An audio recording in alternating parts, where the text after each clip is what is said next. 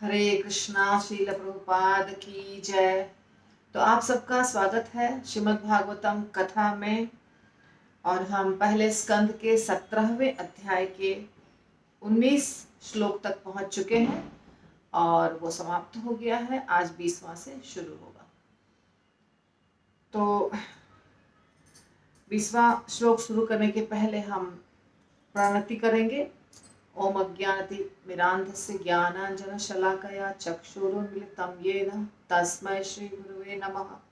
श्रीचैतन्यमनोभीष्टं स्थापितं येन भूतले स्वयं रूपः कदा मह्यं ददाति स्वपदान्तिकं। वन्देऽहं श्रीगुरो श्रीयुतपदकमलं श्रीगुरून् वैष्णवांश्च श्रीरूपं साग्रजातं सहगणा रघुनाथान्वितं तं सजीवम् साद्वैतं सावधूतं परिजनसहितं कृष्णचैतन्यदेवं श्रीराधा कृष्णपादान् सहगणललिता श्रीविशाखान्विताश्च। नमः ओं विष्णुपादाय कृष्णप्रेष्ठाय भूतले श्रीमद्भक्तिवेदान्तस्वामिनिते नामिने। नमस्ते सरस्वती देवे गौरवाणी प्रचारिणे निर्विशेषशून्यवादी पाश्चात्यदेशतारिणे। नमो महावदान्याय कृष्ण प्रेम प्रदायते कृष्णाय कृष्ण चैतन्य नामने गौरतिषे नमः। हे कृष्ण करुणा सिंधु दीनबंधु जगतपते गोपेश गोपिका कांत राधा कांत नमोस्तुते। तप्त कांचन गौरांगी श्री राधे वृंदावनेश्वरी वृषभानुसुते देवी प्रणमामि हरिप्रिये। वाञ्छाकल्पतरुभ्यश्च कृपा सिन्धुभ्यैव च पतितानां पावनेभ्यो वैष्णवेभ्यो नमो नमः। ओम नमो भगवते वासुदेवाय। ओम नमो भगवते वासुदेवाय। ओम नमो भगवते वासुदेवाय। नारायणं नमस्कृत्य नरं चैव नरोत्तमं देवीं सरस्वतीं व्यासं ततो जयमुदीरयेत्। नष्टप्रायेषु भद्रेषु नित्यं भागवत सेवया भगवतीरुत्तमश्लोके भक्तिर्भवति नष्टिकी। कृष्णाय वासुदेवाय देवकी नंदनाय च नंद गोपकुमाराय गोविंदाय नमो नमः।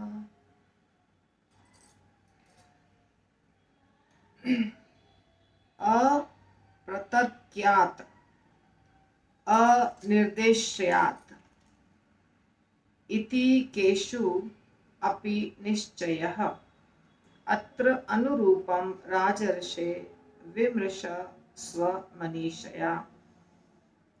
श्रील प्रभुपाद की जय।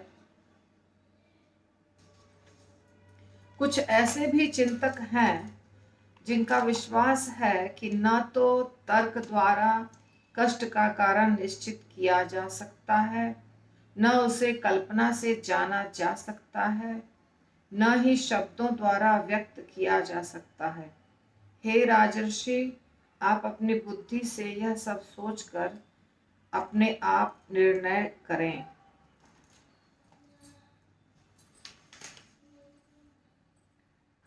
तो ये हमने देखा था कि धर्म बोल रहे हैं। धर्म और धर्म जो बैल बने थे, तो उनसे बातचीत चल रही है। और अभी सूत गोस्वामी आगे बताएंगे, क्योंकि हमने देखा था कि कली को परीक्षित महाराज आए हैं दंड देने के लिए, और कली प्रवेश किया है उनके राज्य में। कली गाय और बैल दोनों को मार रहा है, दोनों के पैर के ऊपर आघात कर रहा है।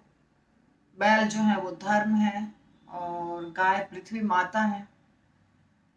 तो इस प्रकार धर्म का ये अंतिम श्लोक था, जो धर्म स्वयं बोल रहे थे कि कैसे अलग अलग प्रकार के दार्शनिक होते हैं, इसके पहले के श्लोक में। और अब सूत गोस्वामी बताएंगे। तो सूत गोस्वामी कहते हैं, हे ब्राह्मणों में श्रेष्ठ, धर्म को इस तरह बोलते सुनकर सम्राट परीक्षित अत्यंत संतुष्ट हुए और बिना किसी त्रुटि या खेद के इस तरह उत्तर दिया। तो परीक्षित महाराज और धर्म के बीच में बातचीत चल रही थी। परीक्षित महाराज जैसा कि हमने आपको पिछले क्लास में बताया था, वो ऐसे खानदान के थे जहाँ बहुत सारे भक्त थे। अर्जुन और भीष्म पितामह, कुंती माता, युधिष्ठिर महाराज, सब भक्त थे। इसीलिए धर्म कहते हैं कि आपका तो खानदान बहुत अच्छा है, आपके खानदान में सब लोग भक्त हैं, आप इस वंश के हैं, तो आप जो बोल रहे हैं वो सब उचित है, आपके लायक है, आपके स्वभाव के अनुसार है। तो सूत गोस्वामी कहते हैं कि परीक्षित महाराज को अच्छा लगा ये, और परीक्षित महाराज ने उत्तर दिया। राजो उवाचा, यानी राजा राजा बोल रहे हैं, राजा परीक्षित बोल रहे हैं, अरे तुम तो बैल के रूप में हो, तुम तो धर्म के सत्य को जानते हो और तुम सिद्धांत के अनुसार बोल रहे हो कि अधार्मिक कर्मों के अपराधी के लिए वांछित गंतव्य वही है जो उस अपराधी को की पहचान कराने वाले की है। तुम साक्षात धर्म के अतिरिक्त अन्य कोई नहीं हो। तो परीक्षित महाराज पहचान गए कि ये जो बैल के रूप में प्राणी हमारे सामने खड़ा है ये धर्म है, क्योंकि जैसा बात कर रहा था वो बैल, तो उस बात से समझ में आया कि ये बैल नहीं है, ये धर्म है, क्योंकि धर्म को जानता है ये और सिद्धांत के ऊपर बात कर रहा है, अपराधी को पहचानता है, तो इसीलिए तुम धर्म, ऐसा परीक्षित महाराज कहते हैं। इस प्रकार यह निष्कर्ष निकलता है कि भगवान की शक्तियां अचिंत्य हैं। कोई न तो मानसिक चिंतन द्वारा न ही शब्द चातुरी द्वारा उनका अनुमान लगा सकता है।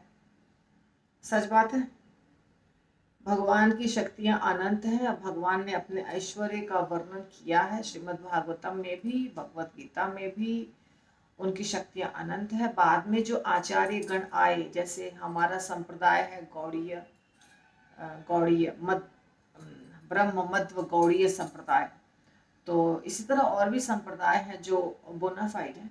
तो हमारे संप्रदाय के आचार्यों ने और वर्णन किया है, अर्थात चैतन्य चरितामृत में भी वर्णन है। पर यहाँ भगवान की शक्तियों के बारे में बताया गया कि भगवान की शक्तियाँ क्या हैं, अचिंत्य हैं।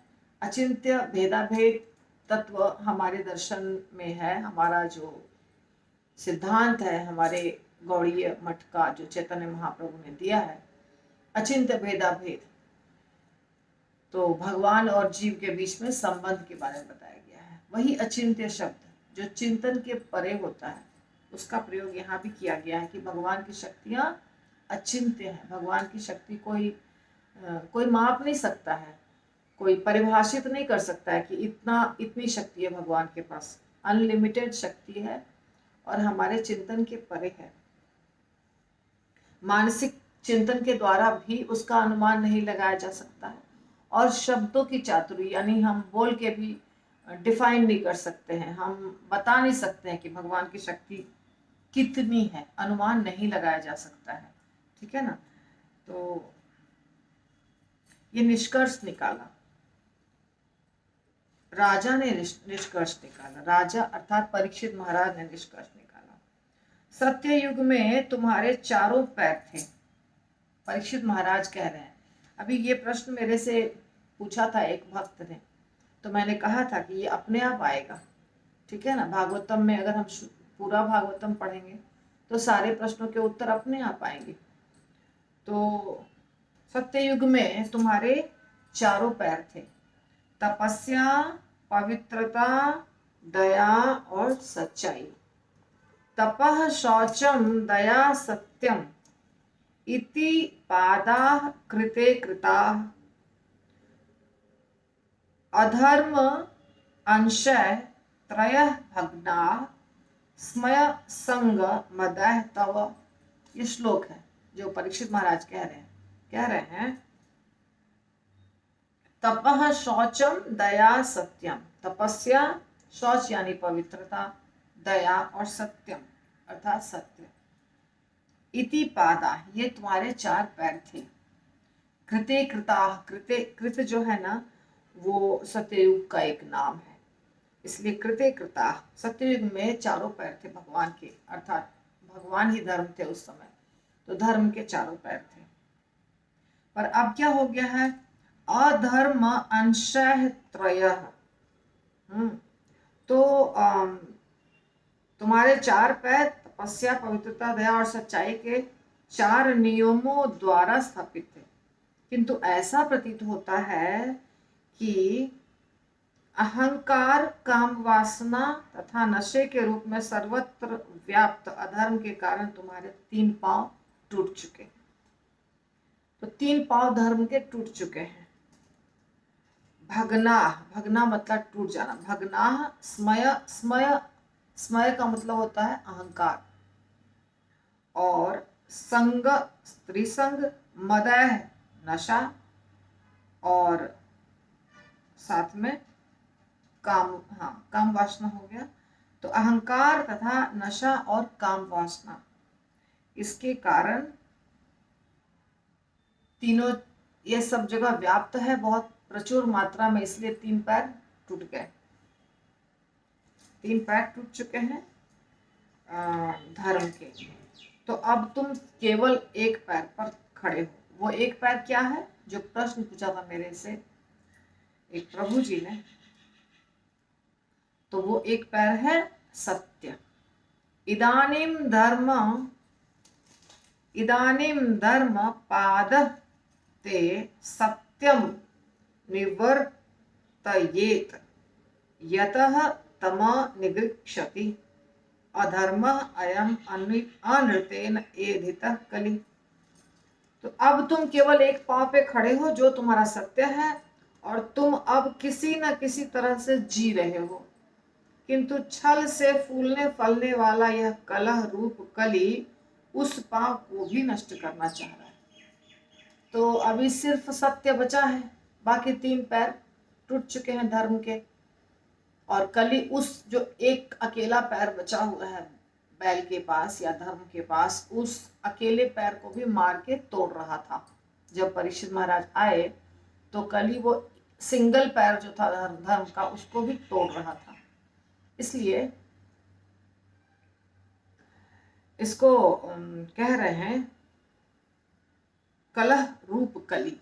कलह, कलह प्रधान कली है, और कलह प्रधान कली में छल से फूलने वाला, छल से फलने फूलने वाला कली जो है, वो कलह प्रधान समय है, युग है, और वो कली छल से, छल प्रपंच से फूल फल फूल रहा है, बड़ा हो रहा है, विस्तारित हो रहा है।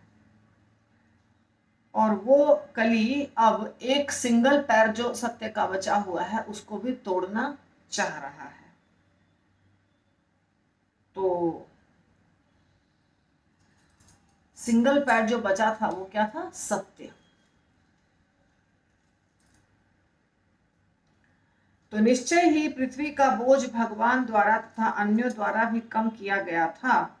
जब वे अवतार के रूप में विद्यमान थे तो उनके शुभ पद चिन्हों द्वारा समस्त कल्याण संपन्न होता था। सही बात है।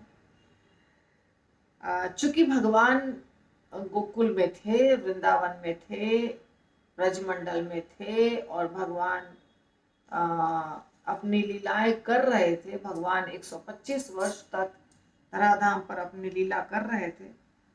तो जब भगवान थे अवतार के रूप में, तो उनके चरण कमल धरती पर सब जगह पड़ते थे, उनका वाइब्रेशन था, इसके कारण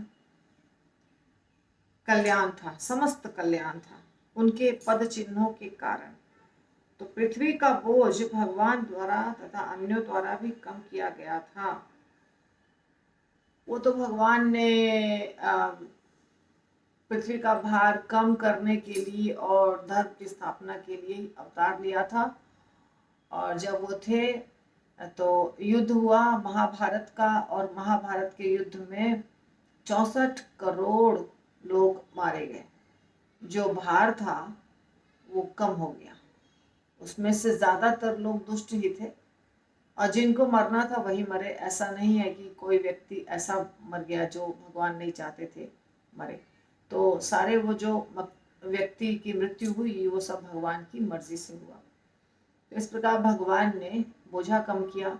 और उसके पहले, महाभारत युद्ध के पहले भी भगवान ने जैसे जरासंध के साथ 18 बार युद्ध हुआ, तो उसमें भी बहुत सैनिक मारे गए। और सिंगल सिंगल भगवान ने बहुत सारे बड़े बड़े असुरों का वध किया। तो इस प्रकार बोझ को कम कर दिया था भगवान ने। पहले तो बोझ को कम किया, और फिर चूंकि वो स्वयं विराजमान थे, तो जब वो भ्रमण करते थे धरती माता पे, तो उनके चरण चिन्हों के छाप से धरती माता पवित्र रहती थी, और उनके वाइब्रेशन से सब कुछ, समस्त कल्याण होता था। अब यह सती दुर्भाग्यवश भगवान द्वारा परित्यक्त होने के कारण अपने नेत्रों में अश्रु भरकर अपने भविष्य के लिए शोक कर रही है। तो पृथ्वी माता अभी अभी बहुत चिंतित है कि अब क्या होगा मेरा, क्योंकि भगवान तो लीला समाप्त करके चले गए हैं। तो आंखों में आंसू भरा हुआ है, रो रही है, क्योंकि अब वह शासक के स्वांग बनाने वाले निम्न जाति के पुरुषों द्वारा शासित तथा भोग्य हैं। इस समय जिस समय की बात हो रही है, जिस समय ये पृथ्वी माता दुखी है, कलयुग प्रवेश कर चुका है, तो उस समय कह रहे हैं सूत गोस्वामी कि पृथ्वी माता के ऊपर अभी शासक वर्ग जो है वो है निम्न जाति का। यहाँ स्पष्ट रूप से बताया जा रहा है, स्वांग बनाने वाले निम्न जाति के पुरुषों द्वारा शासित हैं। और पहले भी बताया कि कली राजा का रूप लेकर के आया है। हमने देखा पहले कली राजा के तरह सजा धजा हुआ था, और प्रभुपाद ने परपोर्ट में लिखा था कि कलयुग में राजा का वेश लेकर के शूद्र राज्य करेंगे। तो यहाँ भी वही बात सूत गोस्वामी कह रहे हैं, क्षत्रिय राज के शासन के निमित्त होता है। राज्य किसे करना चाहिए? क्षत्रियों को करना चाहिए। क्षत्रिय बनाए गए हैं उसी के लिए, राज्य का कार्यभार संभालने के लिए। ब्राह्मणों की सेवा अलग है, क्षत्रियों की अलग है, वैश्य की अलग है, शूद्र की अलग है। समाज का जो 4 वर्ग है जिसका निर्माण भगवान ने स्वयं किया है, चातुर्वर्ण्य मया सृष्टम गुण कर्म विभाग। भगवान भगवत गीता में कहते हैं कि 4 वर्णों का निर्माण मैंने ही किया है। तो इसमें ब्राह्मण का कार्य है पठन पाठन यजन याजन, क्षत्रिय का कार्य है देश का राज्य संभालना चलाना, सीमा की सुरक्षा, और समाज में जो कमज़ोर वर्ग हैं या बूढ़े हैं या छोटे बच्चे हैं या स्त्रियां हैं, उन सब की सुरक्षा।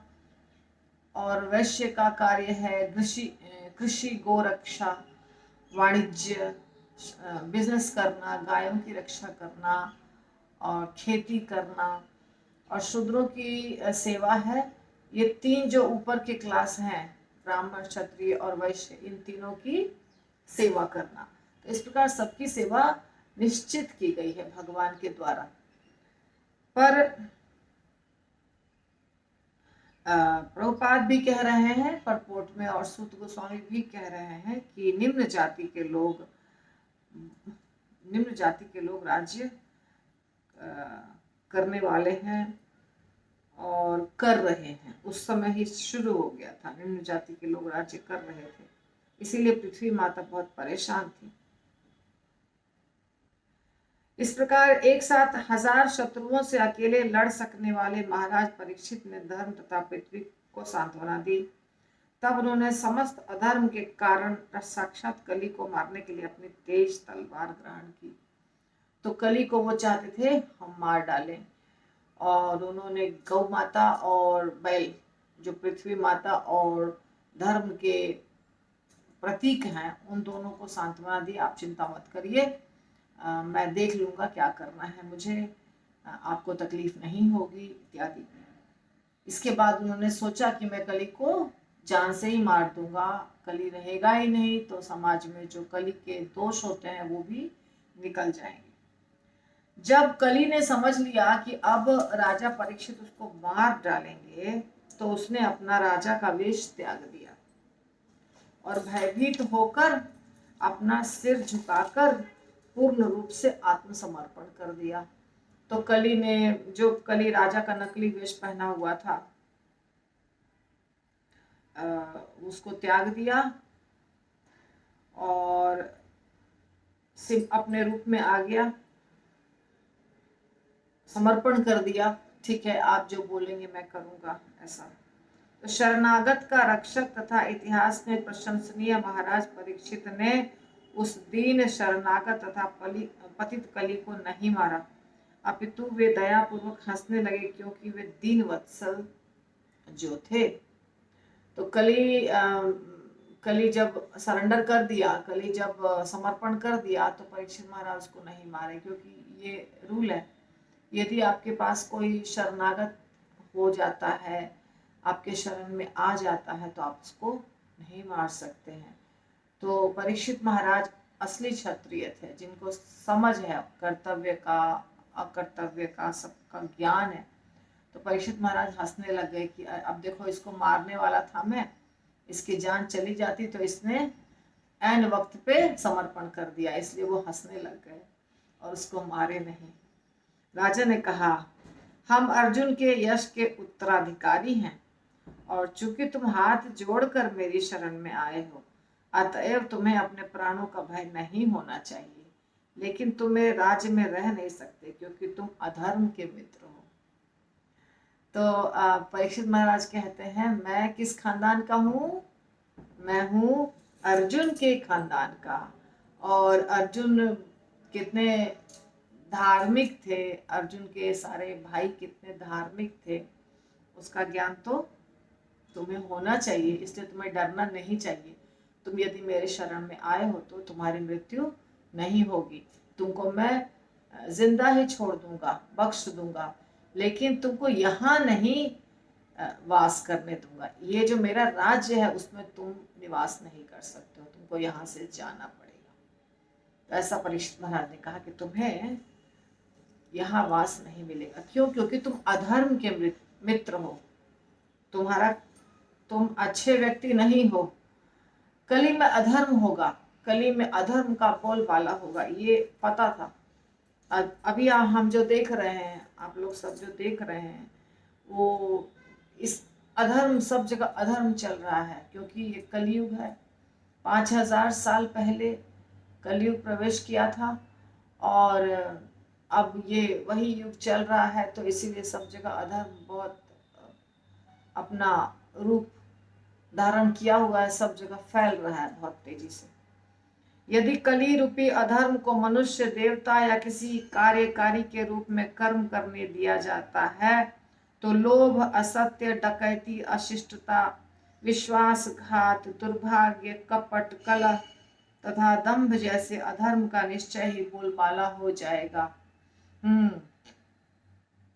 यदि कली रूपी अधर्म को, कलयुग एक युग है, और कलियुग में कली नाम का व्यक्ति प्रवेश करता है, वो रहता है, और वो क्या है? अधार्मिक व्यक्ति है।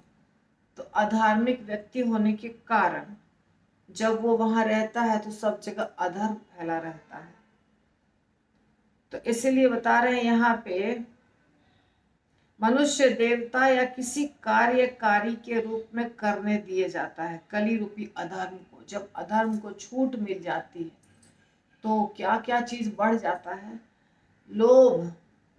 युधिष्ठिर महाराज ने भी देखा था, जब अर्जुन आए थे तुरंत, उसके पहले से ही सोच रहे थे युधिष्ठिर महाराज कि क्या हो रहा है, अर्जुन को गए हुए इतने दिन बीत गए, अभी तक नहीं आया, और मुझे सब तरफ अशुभ लक्षण दिखाई दे रहे हैं। ये अशुभ लक्षण तो कृष्ण के समय में, जब कृष्ण यहाँ धरती पर है, तब तो नहीं होना चाहिए था। तो उन्होंने बहुत सारे अशुभ लक्षण देखे थे और बहुत देर तक उन्होंने देखा। उसके बाद अर्जुन पहुंच गए। जब अर्जुन पहुंचे तो युधिष्ठिर महाराज ने उनसे बहुत सारे प्रश्न किए। अर्जुन बहुत देर तक चुप रहे। बाद में अर्जुन ने बताया कि कैसे भगवान कृष्ण ने उनको और उनके परिवार को कितनी बार मदद की, कैसे मदद की, और अब वो कृष्ण यहाँ नहीं है। तो कृष्ण के जैसे ही भगवान अंतर्धान हो गए थे, सब यही सब चीज़ें बढ़ गई थी समाज में, परिवार में, भाई भाई में झगड़ा हो रहा था, सब लोग धोखा दे रहे थे, असत्य वचन कर रहे थे, बोल रहे थे, और जैसे यहाँ बताया जा रहा है, डकैती, अशिष्टता, विश्वासघात, दुर्भाग्य, कपट, दंभ, ये सारी चीजें युधिष्ठिर महाराज ने देखा था तभी। अब युधिष्ठिर महाराज के जाने के बाद भी काफी समय बीत चुका है, तो अब और भी ज्यादा हो चुका है, ये सारी चीजें हो गई हैं। और ये बता रहे हैं यहाँ सूत गोस्वामी बता रहे हैं कि निश्चय ही अधर्म का बोलबाला हो जाएगा जब कली को रहने दिया जाएगा। तो इसलिए परीक्षित महाराज कह रहे हैं कली को कि आपको यहाँ रहने ही नहीं देंगे हम, आपको यहाँ से जाना पड़ेगा। अगर मैं आपका जान बख्श दूंगा तो आपको ये निवास स्थान छोड़ना पड़ेगा, मेरा राज्य छोड़ना पड़ेगा। अतएव हे अधर्म के मित्र, तुम ऐसे स्थान में रहने के योग्य नहीं हो जहां पर बड़े बड़े पंडित भगवान को प्रसन्न करने के लिए सत्य तथा धर्म के अनुसार यज्ञ करते हैं। तो मेरा जो स्थान है, मेरा जो राज्य है, वहाँ पे बहुत सारे यज्ञ होते हैं, बड़े बड़े पंडित हैं, बड़े बड़े साधु हैं, और सारे धार्मिक कार्य होते हैं। तो ये स्थान तुम्हारे रहने के लिए नहीं है, ये तुम्हारे रहने योग्य नहीं है। समस्त यज्ञ उत्सवों में यद्यपि कभी कभी कोई देवता पूजा जाता है, लेकिन भगवान को इसलिए पूजा जाता है क्योंकि वे प्रत्येक के परमात्मा हैं और वायु के समान भीतर तथा बाहर विद्यमान रहते हैं। इस तरह केवल वे ही हैं जो पूजा करने वाले का सारा कल्याण करते हैं। यज्ञ में बहुत सारे देवताओं को आहुति दी जाती है, बहुत सारे देवताओं की पूजा की जाती है, उनका ग्लोरिफिकेशन भी किया जाता है। पर यज्ञ में भगवान विष्णु की भी पूजा की जाती है। विष्णु भगवान सब जगह है, व्याप्त है। इस दुनिया में कोई ऐसा स्थान नहीं है जहां भगवान नहीं है, कोई भी स्थान नहीं है। चाहे वो आप किसी गुफा में चले जाइए, अंधेरे स्थान में चले जाइए, समुद्र के अंदर चले जाइए, अग्नि के अंदर चले जाइए, कहीं भी जाइए, भगवान सब जगह विराजमान है। इतना ही हमको समझना है कि भगवान हर जगह विराजमान है, कण कण में भगवान विराजमान है। तो इसलिए भगवान परमात्मा के रूप में हमारे भीतर भी रहते हैं, बाहर भी रहते हैं, वायु के समान है भगवान। वायु कैसे सब जगह रहता है यहाँ धरती पर, तो इसी तरह वायु के समान भगवान भी सब जगह रहता है। हालांकि कहीं कहीं वायु नहीं है, जब बहुत ऊंचाई पर जाएंगे तो ऐसा कहा जाता है कि वायु नहीं है, या तो ऑक्सीजन नहीं है, प्राण वायु जिसको कहते हैं वो नहीं है। पर भगवान हर जगह है, पूरे ब्रह्मांड के अंदर है, ब्रह्मांड के बाहर है, सब जगह। तो इस तरह केवल वे ही हैं जो पूजा करने के वाले का सारा कल्याण करते हैं। तो देवताओं के साथ साथ भगवान की पूजा की जाती है, पर वास्तव में भगवान कहते हैं कि यज्ञ में जो भी व्यक्ति करता है वो सब मैं ही ग्रहण करता हूँ इनडायरेक्टली, और जो देवतागण हमें यज्ञ के बदले देते हैं वो भी भगवान ही देते हैं, मगर इनडायरेक्टली। तो भगवान हमें इनडायरेक्टली सब कुछ देते हैं और भगवान सब कुछ ग्रहण भी करते हैं, पर व्यक्ति को मालूम नहीं होता है। इसलिए व्यक्ति क्या सोचता है कि मैं जिस देवता की पूजा किया हूँ वो देवता बहुत दयालु है, इसलिए हमारी इच्छा की पूर्ति कर दिए। भगवान कृष्ण तो दयालु नहीं है, भगवान कृष्ण को प्रसन्न करना बहुत कठिन है, तो इसलिए हमें देवताओं की पूजा करनी चाहिए। और देवताओं की पूजा करके अपने इच्छाओं को व्यक्त करते हैं, बहुत सारे कर्मकांड करते हैं, और फिर उनकी पूरी हो जाती है इच्छा, तो वो फिर उनके साथ आसक्त हो जाते हैं पर्टिकुलर देवता से। और भगवान कहते हैं कि ये सब कुछ मैं ही देता हूँ। तो सूत गोस्वामी इसके आगे कहते हैं इस प्रकार महाराज परीक्षित से आदेश पाकर कली भय के मारे कांपने लगा। तो परीक्षित महाराज ने कहा कि तुमको तो यहाँ रहना नहीं है, तुमको मैं जिंदा छोड़ दूंगा, लेकिन तुमको ये स्थान छोड़ना पड़ेगा। तो परीक्षित महाराज के बोलने के बाद जब ये सुना कली ने, तो कली का शरीर कांपने लगा। राजा को अपने समक्ष यमराज के समान मारने के लिए उद्यत देखकर कली ने राजा से इस प्रकार कहा। तो परीक्षित महाराज तलवार लेकर के एकदम खड़े थे, धार वाले तलवार से कली का गर्दन काटने के लिए। तो अब कली डरा हुआ था। हमने देखा कैसे वसुदेव और देवकी माता को जब कंस मारने वाला था, तो वसुदेव जी, उनके दिमाग में उस समय जो आया वो फटाफट बोल दिए कि मैं सारे बच्चों को लाकर आपके पास छोड़ दूंगा, आप क्यों मार रहे हैं देवकी को, आपको तो खतरा बच्चों से है, देवकी से तो है नहीं। इसी प्रकार कली भी सोच रहा है कि जान बचाने के लिए कुछ न कुछ तो मुझे अभी करना पड़ेगा, क्योंकि अब तो जान ही चली जाएगी, परीक्षित महाराज तो खत्म कर देंगे। तो कली फटाफट जो दिमाग में आया वो बोल रहा है। कली बोल रहा है, हे राजा, मैं आपकी आज्ञा से चाहे जहां कहीं भी रहूं और जहां कहीं भी देखूं, वहीं केवल आपको ही धनुष बाण लिए देखूंगा। मतलब सिर्फ आप ही दिखाई देंगे मुझे, क्योंकि ऐसा दिमाग में घुस गया है। जैसे कंस के दिमाग में भी यही प्रवेश कर गया था कि आठवीं संतान आएगी और मारेगी मुझे, आठवीं संतान आएगी और मारेगी। तो वो सारा दिन कृष्ण भगवान के बारे में ही सोचता था, कृष्ण भगवान को ही याद करता था, क्योंकि उसको उसके बिना चैन ही नहीं था। एक मिनट भी उसके दिमाग में ये दिमाग जो था ना उसका, उसमें हर समय यही चलता रहता था कि आठवीं संतान जन्म ले चुकी है और मुझे अब मार डालेगी, आठवीं संतान जन्म ले चुकी है, मुझे अब मार डालेगी, मैं क्या करूं बचने के लिए। तो सोते जागते, खाते पीते, घूमते फिरते, हर जगह वो कृष्ण के बारे में सोचता था, कृष्णा कॉन्शियस था, लेकिन वो उल्टे तरीके से कृष्णा कॉन्शियस था, प्रेम वश नहीं, डर के मारे। इसी तरह कली अभी जो है वो परीक्षित महाराज धनुष बाण लेके उठाए हुए, तलवार बता रहे पर यहाँ धनुष बाण बता रहे। तो जहां भी आप रहेंगे वहां धनुष बाण लिए, जहां भी मैं रहूंगा वहां धनुष बाण लिए हुए आप दिखाई देंगे। अतएव हे धर्म के रक्षकों में श्रेष्ठ, कृपा करके मेरे लिए कोई स्थान निश्चित कर दें जहां मैं आपके शासन के संरक्षण में स्थायी रूप से रह सकूं। तो कली कहते हैं कि अच्छी बात है, ठीक है, आप जैसा कह रहे हैं वैसा ही मैं करूंगा। मैं आपके राज्य को छोड़कर मतलब आपके राज्य में नहीं रहूंगा, लेकिन मुझे कोई तो जगह दीजिए रहने के लिए जहां मैं रह सकूं। रहना तो है मुझे, मैं यहाँ आया हूँ, तो मुझे स्थान तो दे दीजिए। तो सूत गोस्वामी कहते हैं कि कलयुग द्वारा इस प्रकार याचना किए जाने पर महाराज परीक्षित ने उसे ऐसे स्थानों में रहने की अनुमति दे दी जहाँ जुआ खेलना, शराब पीना, वैश्यावृत्ति तथा पशु वध होते हों। आप श्लोक सुन लीजिए, हाँ, जो श्रीमद् भागवतम का श्लोक है।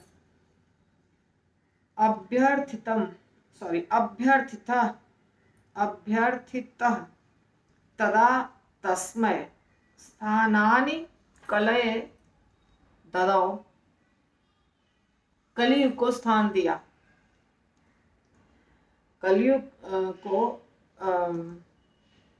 अभ्यर्थितः यानी कि इस प्रकार से निवेदित, जब कलियुग ने निवेदन किया कि मुझे कोई स्थान दीजिए, तो स्थानानि कुछ स्थान दिए कलयुग को। कौन कौन सा स्थान दिया? द्यूतम, द्यूत मतलब जुआ, द्यूत क्रीड़ा यानी जुआ खेलना। द्यूतम यहाँ बता रहे हैं, द्यूतम यानी जहाँ जुआ खेलते हैं।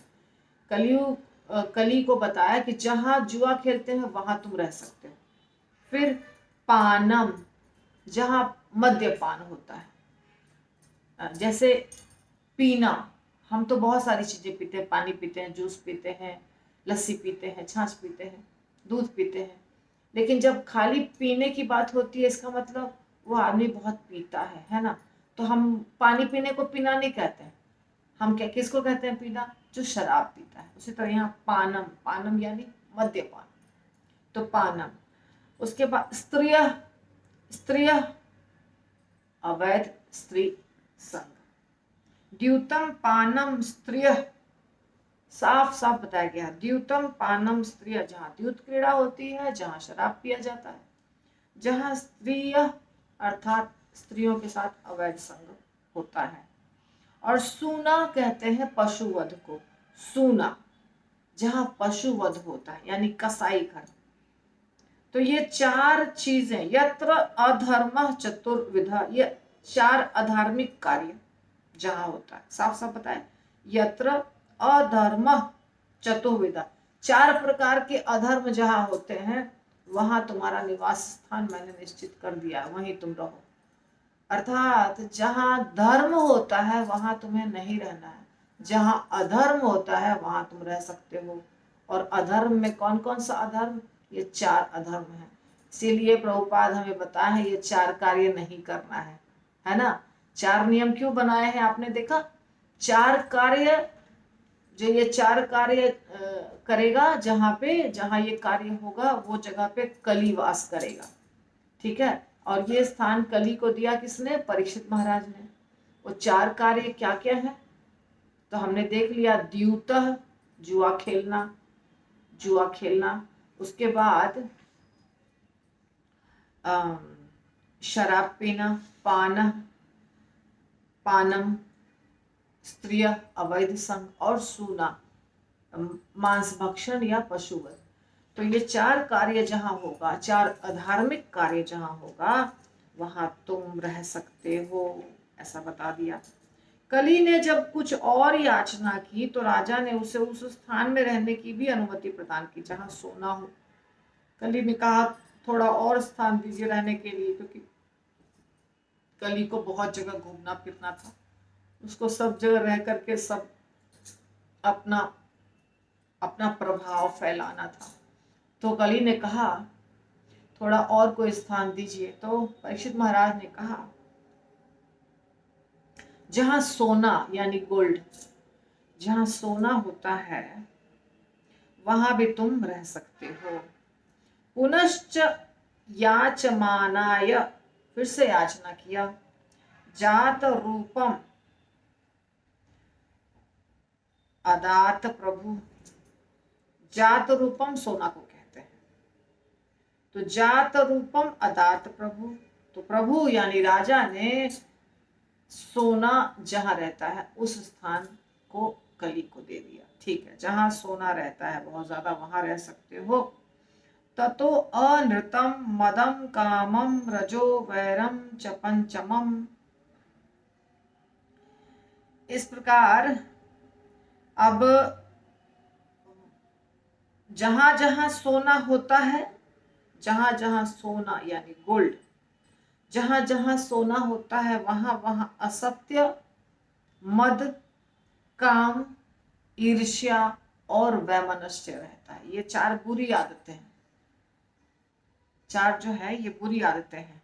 यहाँ बताया है संस्कृत में, मदम कामम रजो वैरम, ये पांच चीजें अवश्य वहां रहता है जहां सोना बहुत ज्यादा मात्रा। अब सोना का मतलब किसी के पास 10 तोला 5 तोला सोना है उसको बहुत सोना रहना नहीं कहा जाता है।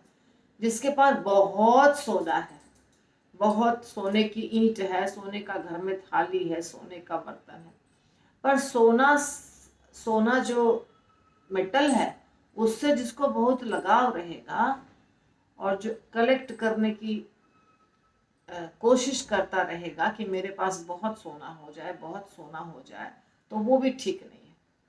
तो जहाँ सोना ज्यादा रहता है वहां पे ये पांच चीजें रहती है।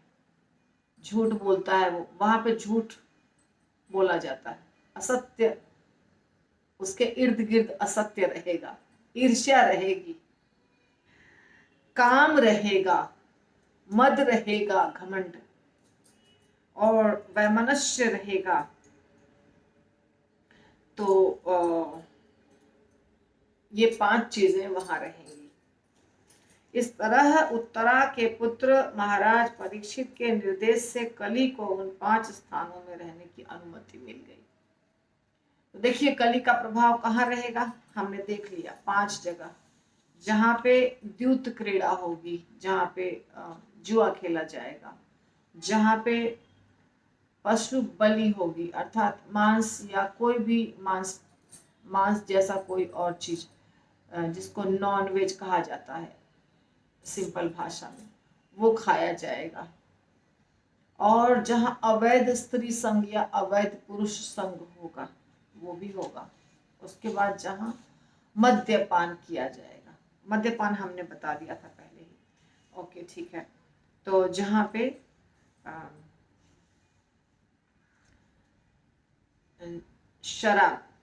शराब, वेश्यावृत्ति, पशुवध, हाँ चारों चीजें मैंने बता दिया। और पांचवा जहाँ सोना रहेगा, तो इसलिए ये 5 जगह में कली का प्रभाव बहुत मात्रा में रहेगा। कली बहुत मात्रा में वहाँ अपना आराम से पैर फैला सकता है। तो वीडियो बहुत बड़ा हो जाएगा, इसलिए मैं यहीं रोकूंगी और फिर हम अगला वीडियो बनाएंगे तुरंत। हरे कृष्णा। देखिए मैं आपको बता देती हूँ कि आप पूरा वीडियो देखिए और अच्छा लगे तो इसको लाइक करिए, सब्सक्राइब करिए और अपने दोस्तों और रिश्तेदारों में भी इसको भेजिए, ताकि ये ज़्यादा स्प्रेड कर सके। और जो भगवान की इच्छा है, गुरु की इच्छा है कि प्रचार हो, उसमें हमें थोड़ी सफलता मिले, या समझिए प्रयास थोड़ा हमारा ज़्यादा हो जाएगा अगर हम ऐसा करेंगे। तो जो मैं वीडियो बना रही हूँ, तो मुझे जो बनाने में मेहनत लग रहा है उतना मेहनत नहीं लगता है। सिर्फ शेयर कर दिया तो, या लाइक शेयर सब्सक्राइब कर दिया तो, वो तो फट फट फट 3 बार उंगली होगी बस और हो जाएगा कार्य। तो कृपा करके आप वो करिए। और मैं ज़्यादा वीडियो इसलिए बनाने की कोशिश कर रही हूँ क्योंकि मैं अगर ग्वालियर चली गई तो वहाँ से वीडियो नहीं बन पाएगा, इसलिए यहाँ जब तक हूँ तब तक वीडियो बना सकती हूँ। और